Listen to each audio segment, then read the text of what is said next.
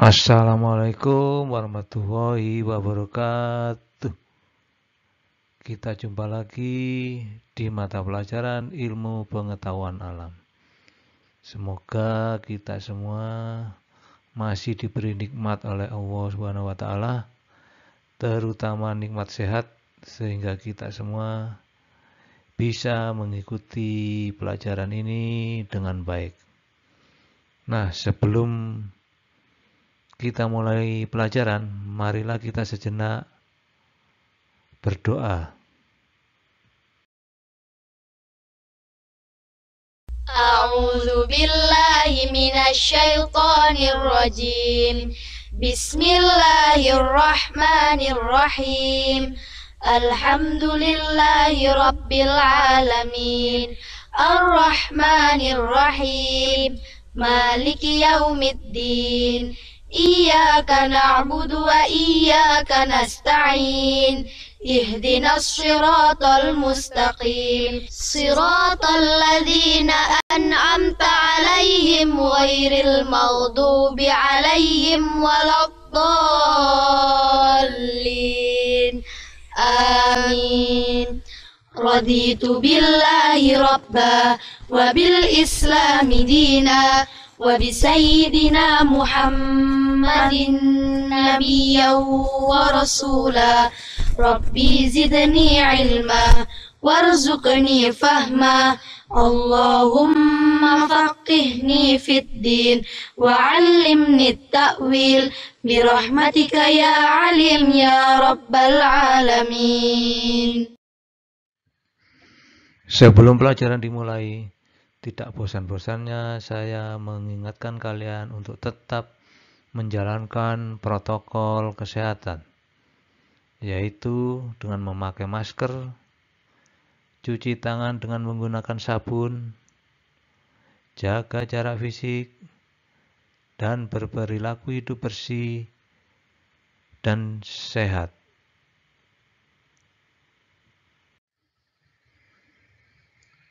Pertemuan kali ini akan kita pelajari tentang hukum Archimedes. Tujuannya, peserta didik dapat memahami hukum Archimedes dan penerapannya. Baik, kita bacakan dulu rangkuman materi sebelumnya. Bunyi hukum Pascal. Tekanan yang diberikan pada zat cair di dalam ruang tertutup akan diteruskan ke segala arah dan semua bagian ruang tersebut dengan sama besar. Secara matematis dapat ditulis P1 sama dengan P2. F1 dibagi A1 sama dengan F2 dibagi A2. Contoh peralatan yang menggunakan prinsip kerja hukum Pascal antara lain dongkrak hidrolik, mesin hidrolik pengangkat mobil, dan rem hidrolik. Baik, sebelum menuju materi, mari kita bahas latihan soal pada pertemuan sebelumnya. Soalnya yaitu sebuah alat pengangkut mobil menggunakan luas penampang pengisap kecil 10 cm persegi dan pengisap besar 50 cm persegi. Berapakah gaya yang harus diberikan agar dapat mengangkat sebuah mobil 20.000 Newton? Diketahui A1-nya sama dengan 10 cm persegi, A2-nya sama dengan 50 cm persegi, F2 sama dengan 20.000 Newton. Yang ditanya F1. Tentunya nanti F1 harus lebih kecil dari F2. Sehingga alat ini mempunyai fungsi untuk mempermudah pekerjaan manusia. Jawabannya F1 dibagi A1 sama dengan F2 dibagi A2. F1 dibagi 10, A1-nya 10, sama dengan F2 20.000 dibagi A2 sama dengan 50. Jadi F1-nya 20.000 dikali 10 dibagi 50. Jadi F1-nya 4.000 Newton. Jadi alat ini mempermudah pekerjaan kita manusia. Karena mobil yang beratnya 20.000 Newton, kita cukup memberikan gaya sebesar 4.000 Newton. Ya, dengan gaya 4.000 Newton, kita dapat mengangkat mobil sebesar 20.000 Newton.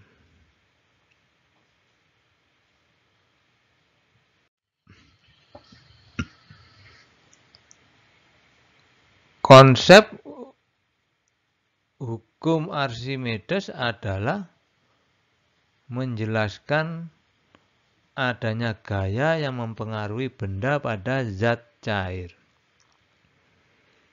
Zat cair memiliki suatu kemampuan memberikan sebuah tekanan kepada benda-benda di sekitarnya. Selain itu, zat cair juga memiliki gaya yang diberikan ke benda-benda di sekitarnya. Bunyi hukum Archimedes: jika sebuah benda dicelupkan ke dalam zat cair, maka benda tersebut akan memperoleh gaya yang disebut gaya apung atau gaya ke atas, sebesar berat zat cair yang dipindahkannya. Jika sebuah benda dicelupkan ke dalam zat cair, maka benda tersebut akan memperoleh gaya yang disebut gaya apung atau gaya ke atas sebesar berat zat cair yang dipindahkannya. Hukum Archimedes ini menjelaskan hubungan besarnya gaya yang diberikan zat cair terhadap benda yang berinteraksi dengannya. Untuk lebih jelasnya, berikut tentang bunyi hukum Archimedes. Zat cair akan memberikan gaya angkat terhadap suatu benda sebesar berat zat cair yang dipindahkan benda itu. Maksud dipindahkan yaitu volume zat cair terdesak karena kehadiran benda tersebut. Besar zat cair yang dipindahkan atau terdesak sama dengan volume benda yang dicelupkan atau tenggelam ke dalam zat cair tersebut. Berdasarkan hukum Archimedes, maka gaya angkat atau Fa yang diberikan zat sama dengan berat zat cair W yang dipindahkan. Gaya angkat yang diberikan sama dengan berat zat cair yang dipindahkan.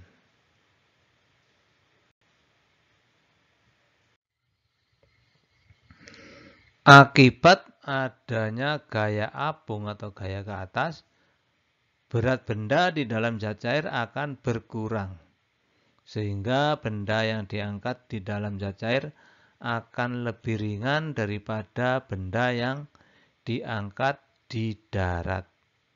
Seakan benda berkurang bila benda dimasukkan ke zat cair atau air.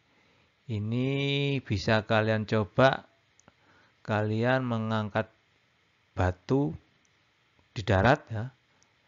Kemudian batu itu kalian bawa ke kolam renang misalnya. Maka di dalam batu ini, di dalam kolam, di dalam zat cair akan terasa lebih ringan dibandingkan kalian mengangkat batu yang sama di darat. Bisa kalian coba. Karena adanya sebuah gaya ke atas yang ditimbulkan oleh air dan diterima oleh benda, maka resultan gaya antara gaya ke atas dan gaya berat adalah benda di dalam zat cair. Kemudian berat disebut dengan berat semu, yakni berat benda tidak sebenarnya karena keadaan benda di dalam zat cair. Rumus hukum Archimedes. Berat benda di air yaitu sebagai berikut. W aksen sama dengan W dikurangi Fa. W aksennya yaitu berat semu dalam air, satuannya Newton. W berat di udara, satuannya Newton. Dan Fa gaya Archimedes. W aksen sama dengan W dikurangi Fa. Gaya ke atas yang dialami benda ketika berada di air disebut gaya Archimedes. Adapun besar gaya Archimedes dirumuskan sebagai berikut. Fa sama dengan Rho kali G kali V. Di mana Rho ini sama dengan massa jenis zat cair yang didesak benda.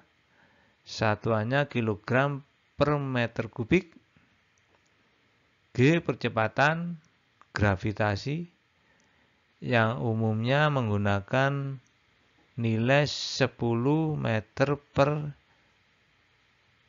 sekon kuadrat. Kemudian V volume zat cair yang didesak benda. Satuannya meter kubik.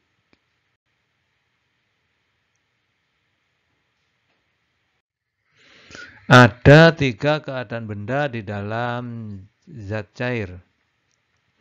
1. Benda itu akan terapung jika Rho benda lebih kecil daripada Rho zat cair atau Rho F. W lebih kecil dari Fa. Rho B sama dengan massa jenis benda. Rho F sama dengan massa jenis zat cair. W berat benda, Fa gaya apung atau gaya ke atas. Kemudian keadaan berikutnya yaitu melayang jika rho B sama dengan rho F. W sama dengan FA. Kemudian keadaan berikut yaitu tenggelam jika rho B lebih besar daripada rho F. W lebih besar daripada FA. Itu 3 keadaan benda di dalam zat cair. Bisa terapung, bisa melayang, dan bisa tenggelam dengan syarat-syarat yang tadi ya. Ini gambar 3 keadaan benda di dalam zat cair. Yang pertama terapung. Jika W-nya lebih kecil dari FA-nya. Kemudian ada tenggelam jika W bendanya lebih besar daripada FA atau gaya apung. Kemudian keadaan ketiga yaitu melayang. Jika W benda sama dengan gaya apung atau FA. Ini gambar dari 3 keadaan benda dalam zat cair. Nah, sekarang ada contoh soal. Sebuah balok bermasa 2 kg di udara. Bila volume balok 2000 cm3, tentukan berat balok dalam air yang memiliki massa jenis 1000 kg per meter kubik. Coba kita lihat, diketahui M-nya massa balok 2 kg. Kemudian volume balok 2000 cm3. Kalau dijadikan meter kubik sama dengan 0,002 meter kubik. Kemudian rho massa jenis air yaitu 1000 kg per meter kubik. Yang ditanya apa? W aksen. Berat balok dalam air. Jawabnya yaitu W aksen sama dengan W dikurangi FA. W aksen sama dengan W ini bisa dirubah menjadi massa kali percepatan gravitasi. Jadi W aksen sama dengan M kali G dikurangi rho kali G kali V. W aksen sama dengan massanya 2, percepatan gravitasinya 10, 2 kali 10, dikurangi rho 1000, G-nya gravitasinya 10, volumenya 0,02. Jadi W aksennya sama dengan 10 Newton. Jadi berat balok tersebut dalam air adalah 10 Newton.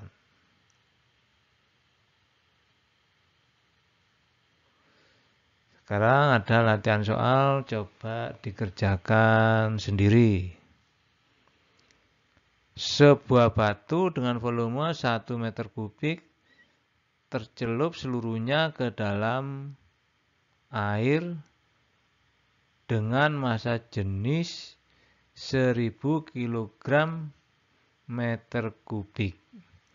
Jika percepatan gravitasi bumi sama dengan 10 meter per sekon kuadrat, maka batu akan mengalami gaya ke atas sebesar titik-titik. Coba dikerjakan. Nah, mari kita coba merangkum hasil belajar kita hari ini. Bunyi hukum Archimedes. Jika sebuah benda dicelupkan ke dalam zat cair, maka benda tersebut akan memperoleh gaya yang disebut gaya apung atau gaya ke atas sebesar berat zat cair yang dipindahkannya. Gaya Archimedes dirumuskan sebagai berikut. Fa sama dengan Rho kali G kali V. Rho sama dengan massa jenis zat cair yang didesak benda. Satuannya kilogram per meter kubik. G percepatan gravitasi yang umumnya menggunakan nilai 10 meter per sekon kuadrat. Sedangkan V volume zat cair yang didesak benda, satuannya meter kubik. Nah, sebelum kita akhiri pertemuan kali ini, marilah kita berdoa sejenak. Subhanaka la ilma lana illa ma 'allamtana innaka antal alimul hakim. Allahumma anfa'na bima 'allamtana wa 'allimna ma yanfa'una wahdina li ahsanil akhlaq fa innahu la yahdi li ahsaniha illa anta. Allahumma ighfir li masyayikhina wa liman 'allamana warhamhum wa akrimhum biridwanikal 'azim fi maq'adis sidqi 'indaka ya arhamar rahimin. Sekian dulu materi kali ini. Tetap semangat, berdoa dan belajar. Pasti kalian sukses. Semoga bermanfaat. Wassalamualaikum warahmatullahi wabarakatuh.